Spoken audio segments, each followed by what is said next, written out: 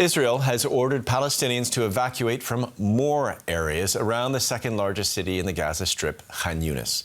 It says it's intensifying its military campaign on southern Gaza to target Hamas, which has been designated a terrorist organization by multiple countries. Many of Gaza's residents fled to the south of the territory after being ordered to leave the north. Families and friends gather outside the Al-Ali Baptist Hospital in Gaza City to pray for the victims of this latest round of Israeli airstrikes. A mother grieves for her young daughter. The bodies were pulled from the rubble in scenes that have become all too familiar for many in northern Gaza. It was here that Israel concentrated most of its firepower, until now. Israel's military is stepping up its offensive in southern Gaza. On Sunday, it issued a new evacuation order, telling people to leave areas in and around the city of Khan Younis in the south. More than 1.8 million displaced Gazans are being squeezed into an increasingly smaller space. The daily bombings and the lack of access to basic amenities are taking a toll. Scenes like these reflect the devastating impact the war is having on this generation of Palestinian children, leaving those who do survive deeply traumatized.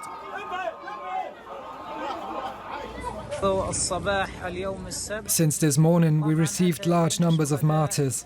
The majority of them were children, more than 15 children between 2 and 9 years old. These innocent children are being bombed, and they are in front of you and you can see them. The war is about to enter its third month, and there's little hope the fighting will end anytime soon. And for more on this, let's cross to DW correspondent Rebecca Ritters, who's joining us from Jerusalem. Rebecca, I want to get to the plight of the Palestinians, Gazans, that we just saw very moving images of. But first off, how we got here. The talks broke down between Hamas and Israel that introduced a pause in hostilities with the release of scores of prisoners. They've broken down. Do we know why, and if they could start again somehow? Well, it's really difficult to say whether or not these talks will start again. There's obviously a lot of hope and effort being made on all sides and from international actors as well to try to get those talks up and running again. Whether or not they will, of course, remains to be seen. Nick, we know that the shaky talks after the ceasefire even broke a couple of days ago were continuing, and they finally stalled yesterday with the Prime Minister's office here, Benjamin Netanyahu's office, withdrawing his Mossad negotiators, the Israeli intelligence service negotiators, and withdrawing them from Doha, where they were meeting with Qatari and Egyptian officials to try to come to some arrangement to resume even a temporary ceasefire to allow for the release of more hostages and more aid going in. They completely broke down. We've got Israel blaming Hamas for not delivering on their promise of issuing lists with more women and children. But the fact of the matter is, there are analysts saying even that Hamas may not know where all of the prisoners are. We know that Hamas were not the only group to take prisoners. We know that some civilians were also holding hostages, I should say. And we also know that some other militant groups also took Israelis into their Gazan territory. So part of the ceasefire was to allow for Hamas to be able to locate some of those hostages. Whether or not they were able to do so isn't known. And the fact that they couldn't produce those lists perhaps suggests that they may not have been able to locate all those remaining women and children. We just don't know. We know that the US are pretty firm. They're trying to get the talks to continue, and we know that Qatari officials and Egyptian officials also trying to push for those talks to start again. But whether or not they will, as I said, is anyone's guess. We know that the talks, even before this ceasefire deal was agreed, were very up and down, looking very shaky at times until an agreement was finally reached. So there is a lot of hope and a lot of chance that they could resume, but at this stage they are, in fact, at the moment, completely dead in the water. And Rebecca, just briefly, if I may get back to this situation for the people who have fled to southern Gaza for their own safety, how safe are they now with the resumption of Israeli attacks? Well, we've, of course, been talking about the dire situation in Gaza for many weeks. We've been seeing the almost constant bombardment, of course, apart from the temporary ceasefire, these people going from the north to the south. And now it looks, and Israel's saying that it's readying itself for a ground operation in the south, dropping leaflets in the city of Khan Younis in the south, urging people to move yet further south near the Rafah crossing. But, of course, people not really knowing where they can go. Everybody's saying that there isn't anywhere safe for these people.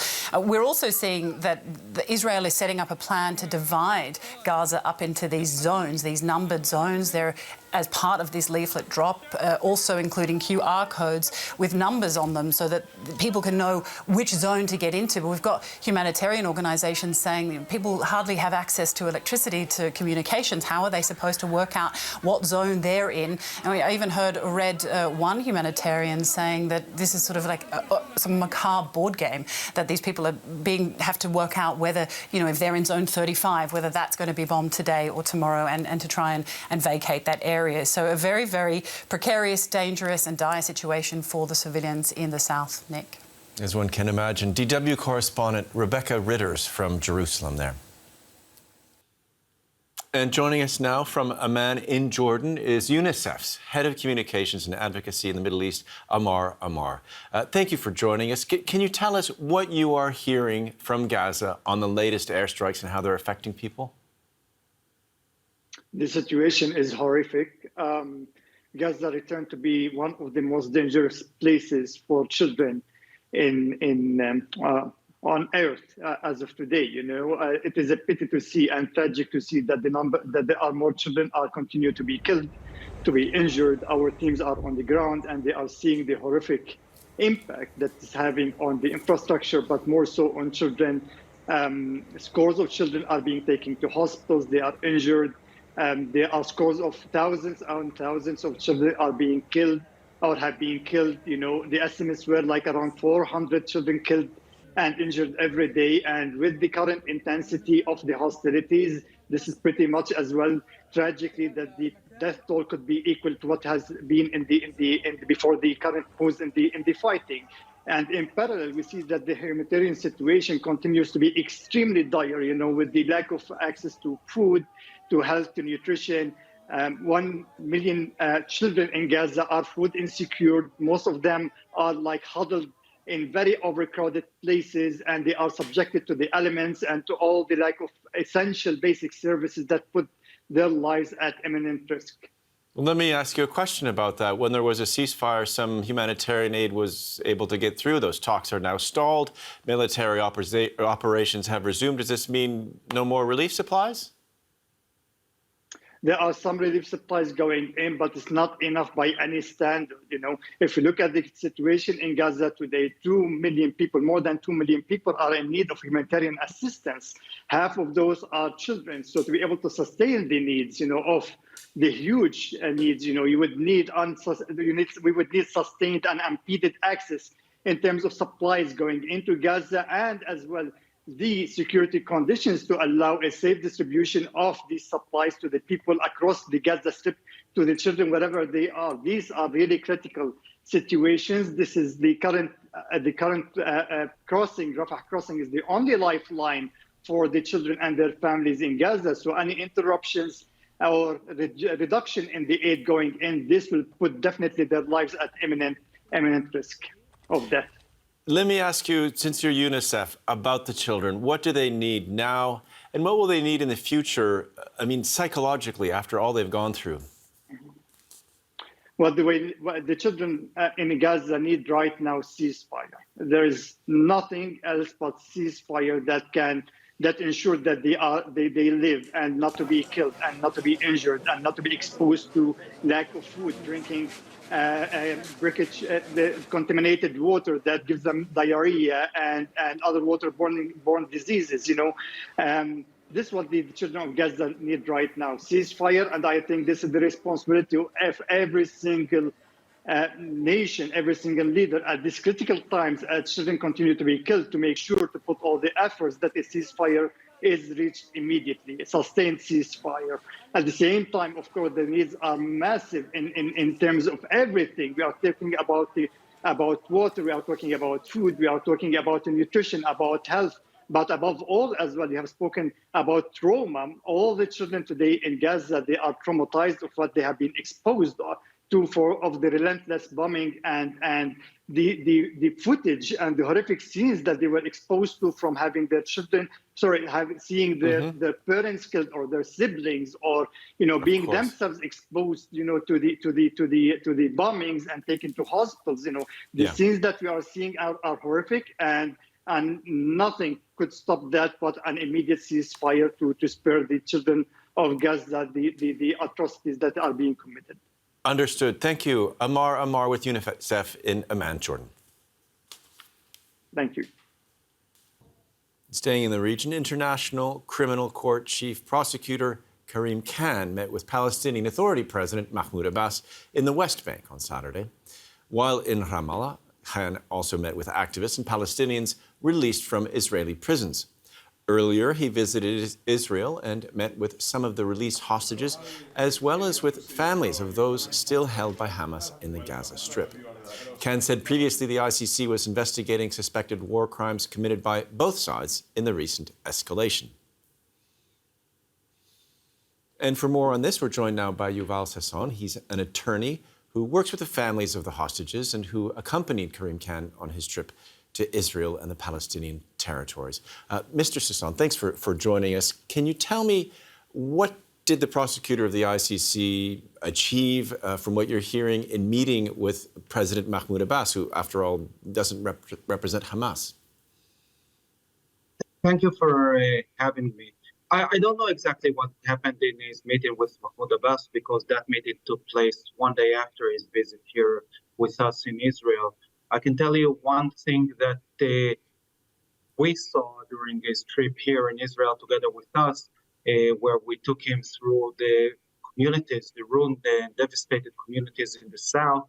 We visited the Be'eri kibbutz, then afterwards the Kfar Aza kibbutz, as well as the Nova site. Then later on, he got a chance to meet with the families of hostages.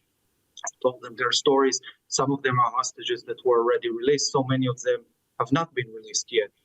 Many of the people are themselves victims of the October 7th atrocities. We also had the chance of visiting together with him at the Schneider Children's Hospital, meeting there with the manager of the hospital. So I don't know what Mr. Abbas told him, but I know that Mr. Khan got the chance here in Israel to meet with the people, to hear firsthand the stories, to see the sights because he visited the communities, to hear the noises, to smell the smells, because unfortunately, even 2 months afterwards, death is still the controlling scent when you visit these communities. Sure. Well, burning ashes. Forgive me, help me understand the legal gears of all this. He's a war crimes prosecutor. He's hearing stories. He's gathering evidence, I would suppose, to building a case. How would the families like to see this play out in terms of international law, do you think? So just clarifying, he was not here for collecting evidence. He was here in order to get the first impression and at the request of the families, but obviously he didn't come here to share his sympathy. He came here as a prosecutor in order to decide whether to open such an investigation and go to the evidence collection stage. And I think that what he saw here should convince him to open such an investigation. Now, there's no question legally about his jurisdiction to try the Hamas. You mentioned before Mahmoud Abbas. It's the same president of the Palestinian state, as they call it, as they proclaim it, and as the International Criminal Court has accepted it. Mahmoud Abbas has joined the International Criminal Court. As such, he has given it jurisdiction over all the citizens of the so-called by him Palestinian state, and as such, the citizens of Gaza Strip, which include all Hamas perpetrators, whether they live in Gaza or live elsewhere, are under the jurisdiction of the International Criminal Court. And just briefly, if I may, do you think that an indictment by the ICC would change the thought process of the members of Hamas who are holding hostages? I mean, how does this work in terms of the politics of law? Is anything going to change because of what the ICC does or doesn't do? I'll answer, because this is the question that obviously we're all asking ourselves. I think that first of all, we need to send a message, because the International Criminal Court its legacy is following World War II and the Nuremberg trials, and its legacy is that we act today and not in retrospective.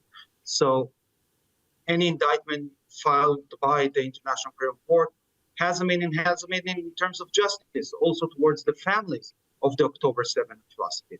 Second issue is obviously the people that are 5 floors below Gaza, the terrorists that are hiding there now because the IDF is acting, not only they're hiding from the IDF, they're hiding behind their own population, behind their own people.